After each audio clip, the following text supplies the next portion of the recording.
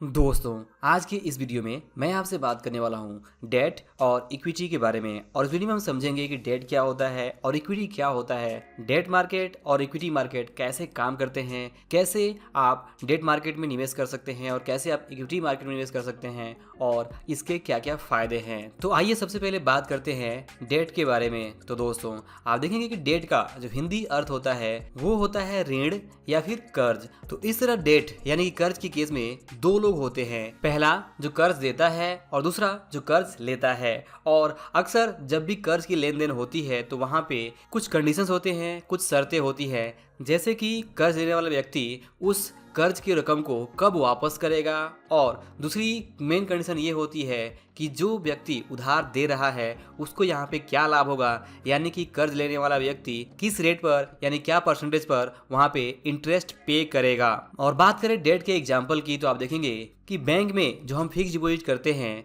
वो डेट का सबसे बड़ा एग्जाम्पल है, जहाँ पे हम बैंक को अपना पैसा एक तरह से एक सर्टेन टाइम पीरियड के लिए, जितने टाइम के लिए फिक्स डिपॉजिट हम करते हैं उतने समय के लिए बैंक को उधार देते हैं, जिसके बदले बैंक हमें हर साल एक निश्चित परसेंटेज तय करके बता देती है कि हमें इस प्रतिशत से, इस परसेंटेज से वहाँ पे उस रकम पे हमें ब्याज मिलने वाला है, जो भी अमाउंट वहाँ पे हम फिक्स डिपॉजिट कर रहे हैं। तो दोस्तों, फिक्स डिपॉजिट डेट का एक सबसे बड़ा एग्जाम्पल है। और इसके अलावा दूसरे एग्जाम्पल की बात की जाए तो डेट का दूसरा बड़ा एग्जाम्पल है बॉन्ड्स। ध्यान दीजिए कि अगर हम बैंक को उधार दे रहे हैं तो वहाँ पे उसका नाम दिया जा रहा है फिक्स डिपॉजिट। और वो जो फिक्स डिपॉजिट है ठीक उसी तरह से अगर गवर्नमेंट या फिर कोई कंपनी उधार लेना चाहती है तो वो जब उधार लेती है तो वहाँ पे एक शब्द आता है बॉन्ड्स, और वो बॉन्ड्स के जरिए ही वहाँ पे उधार ले पाती है। यानी कि अगर गवर्नमेंट को पैसे लग रहे हैं, पैसे की ज़रूरत है, तो वो एक बॉन्ड इश्यू करेगी लोगों के लिए। और जो लोग भी उस बॉन्ड को परचेज करेंगे तो वो बॉन्ड्स में पहले से कंडीशंस रहेंगी कि वो जो पैसा गवर्नमेंट ले रही है लोगों से, वो पैसा गवर्नमेंट कब तक वापस करेगी और जितने समय तक गवर्नमेंट के पास वो पैसा रहेगा उस समय के लिए गवर्नमेंट क्या ब्याज वहाँ पे लोगों को पे करेगी। ठीक इसी तरह से कंपनी के केस में भी होता है कि जो बड़ी बड़ी कॉर्पोरेट कंपनीज होती हैं उनको भी अगर फंड की रिक्वायरमेंट होती है तो वो भी बॉन्ड इश्यू करके लोगों से उधार ले सकते हैं, और ये काफ़ी कुछ फिक्स डिपॉजिट की तरह से ही काम करता है। तो यहाँ तक हमने दो एग्जाम्पल देख लिए डेट के, पहला फिक्स डिपॉजिट और दूसरा बॉन्ड्स। और इसी तरह से तीसरे हो सकते हैं गवर्नमेंट सिक्योरिटीज़, जिसके अलग अलग नाम होते हैं, जैसे कि certificate of deposits, debenture, government securities, या इसी तरह के दूसरे इंस्ट्रूमेंट जिसमें कि कर्ज के कॉन्सेप्ट पे लेन देन होता है। जो व्यक्ति उधार लेता है वो व्यक्ति उधार चुकाने का एक वादा करता है कि वो एक सर्टेन टाइम पीरियड पे उस पैसे को वापस लौटा देगा, और उस टाइम पीरियड के लिए जिस व्यक्ति से उसने उधार लिया है उसको एक सर्टेन अमाउंट ऑफ इंटरेस्ट यानी कि ब्याज भी चुकाएगा। तो आई होप कि यहाँ तक आप डेट यानी कि कर्ज यानी ऋण का जो मतलब है वो समझ पा रहे होंगे। और अब अगर बात करें डेट मार्केट के बारे में तो दोस्तों, कैपिटल मार्केट को दो भाग में डिवाइड किया जा सकता है। यानी कि जो पूंजी बाजार है, यानी कि जो गवर्नमेंट को जो पूंजी लगती है या फिर बड़ी बड़ी कंपनी को जो पूंजी लगती है, तो यहाँ पे पूंजी बाजार को दो कैटेगरी में डिवाइड किया गया है। पहला है डेट मार्केट और दूसरा है इक्विटी मार्केट। यानी कि अगर कोई भी कंपनीज, कोई भी कॉर्पोरेट कंपनीज, कोई भी जो गवर्नमेंट है वो अगर पूंजी जुटाना चाहती है तो वो या तो डेट के माध्यम से या फिर इक्विटी के माध्यम से पूंजी जुटा सकती है। तो यहाँ पे डेट यानी कर्ज के माध्यम से, जैसे बॉन्ड्स इश्यू करके या फिर सर्टिफिकेट ऑफ डिपॉजिट इश्यू करके अगर यहाँ पे लेन देन किया जाता है तो ये डेट मार्केट का एक हिस्सा होता है। और अब अगर बात करें इक्विटी के बारे में तो दोस्तों, इक्विटी का सीधा मतलब होता है शेयर्स यानी कि हिस्सेदारी। अब बात करें कि यहाँ पे इक्विटी या शेयर्स का मतलब क्या है तो दोस्तों, यहाँ पे इक्विटी मार्केट और डेट मार्केट, जैसा मैंने पहले कहा कि दोनों भी कैपिटल मार्केट के हिस्से हैं। यानी कि चाहे गवर्नमेंट हो, चाहे बड़ी बड़ी कंपनीज हो, कॉर्पोरेट्स हो, उनको जो फंड्स की रिक्वायरमेंट होती है वो दो तरीके से अपना फंड्स यहाँ पे रेज कर सकते हैं, दो तरीके से पूंजी प्राप्त कर सकते हैं अपने बिजनेस को बढ़ाने और अपने बिजनेस को रन करने के लिए। पहला है डेट मार्केट से यानी कि कर्ज लेकर, और दूसरा है इक्विटी यानी कि हिस्सेदारी को बेचकर। यहाँ पे आप देखेंगे देखेंगे कि डेट और इक्विटी में सबसे बड़ा डिफरेंस ये होता है कि अगर कोई कंपनी कर्ज लेती है तो उस कर्ज के पैसे को उसे एक सर्टेन टाइम पीरियड के बाद से चुकाना होता है, जबकि अगर कंपनी अपना इक्विटी यानी अपना शेयर बेचकर अगर कैपिटल जुटा रही है, पैसे उधार ले रही है, तो कंपनी को वो जो पैसा है शेयर्स के बदले वो देने की कोई भी एक टाइम पीरियड निश्चित नहीं होती है और ना ही इक्विटी के बदले वहाँ पे किसी तरह का कोई ब्याज देने की एक बोझ होता है। तो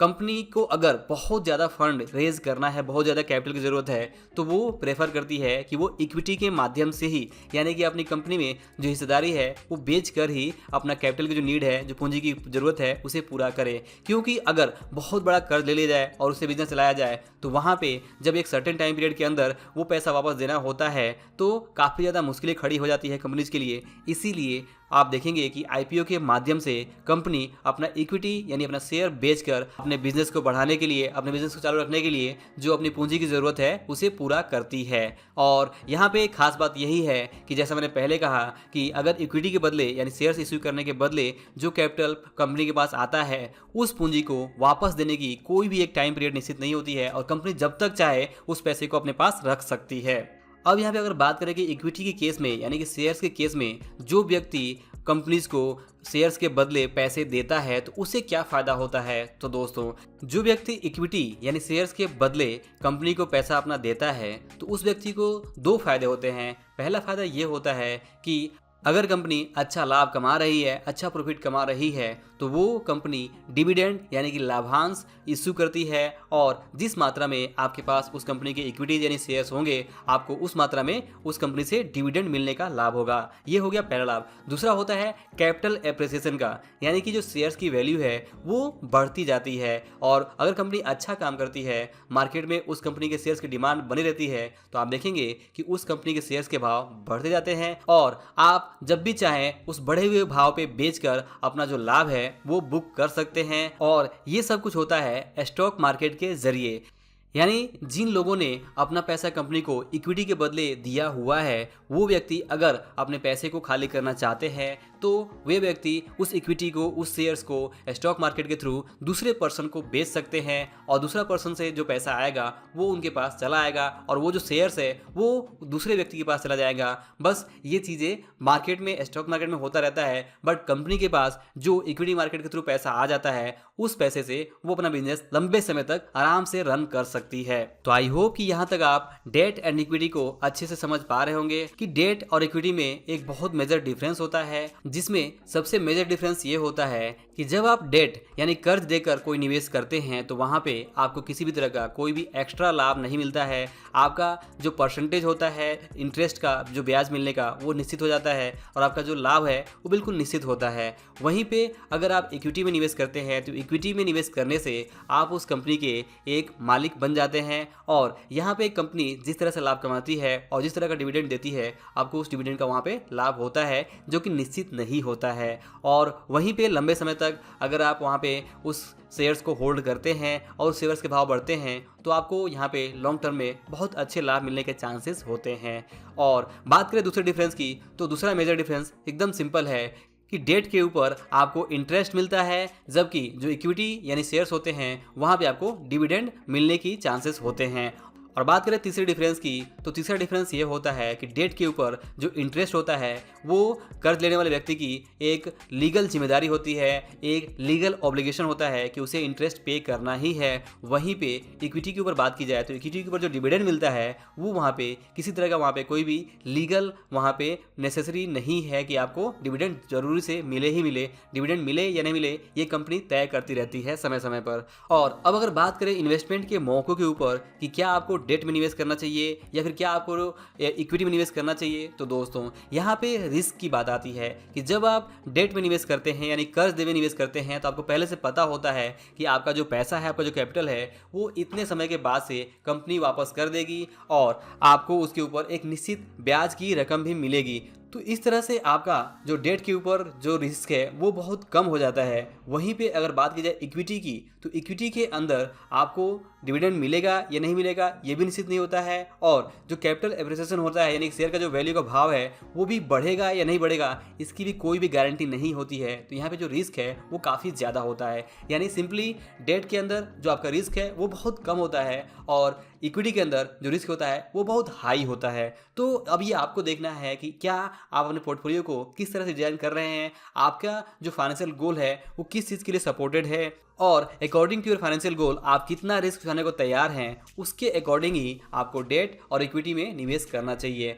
अब बात की जाए कि कैसे आप डेट में निवेश कर सकते हैं, तो डेट में सिंपली आप म्यूचुअल फंड के माध्यम से निवेश कर सकते हैं, जैसे कि डेट म्यूचुअल फंड्स, और इसके अलावा आप डायरेक्टली बैंक में फिक्स डिपॉजिट भी कर सकते हैं, या इसके अलावा आप समय समय पर जो गवर्नमेंट के बॉन्ड्स आते हैं वहाँ पे भी बीडिंग करके आप वहाँ पे डायरेक्टली बॉन्ड्स में, गवर्नमेंट बॉन्ड्स में निवेश कर सकते हैं। इसके अलावा जो कॉर्पोरेट बॉन्ड्स होते हैं, जो कंपनी के बॉन्ड्स होते हैं, उसमें भी आप डायरेक्टली कंपनी के जो भी वेबसाइट होती है जहाँ पे वो इस चीज़ें पब्लिश करती है, तो वहाँ पे भी आप ये कॉर्पोरेट बॉन्ड्स में निवेश कर सकते हैं। और इसी तरह से अगर बात की जाए इक्विटी में निवेश करने की, तो इक्विटी में निवेश करने का सिंपल सा मतलब यही है कि आपको कंपनी के स्टॉक्स खरीदने हैं, चाहे वो आप आईपीओ के माध्यम से खरीदें या फिर आप जो है रेगुलर मार्केट में, सेकेंडरी मार्केट से आप शेयर्स किसी भी कंपनी के खरीद सकते हैं। और यहाँ पे ये कॉन्सेप्ट बिल्कुल इसी तरीके से काम करता है, और यही है डेट एंड इक्विटी जो कैपिटल मार्केट के दो हिस्से हैं। तो दोस्तों आई होप कि आपको इस वीडियो से डेट एंड इक्विटी के बारे में डिटेल्स आइडिया आया होगा कि डेट इक्विटी कैसे काम करते हैं और उनके बीच क्या डिफरेंसेस हैं और कैसे आप इसमें निवेश कर सकते हैं।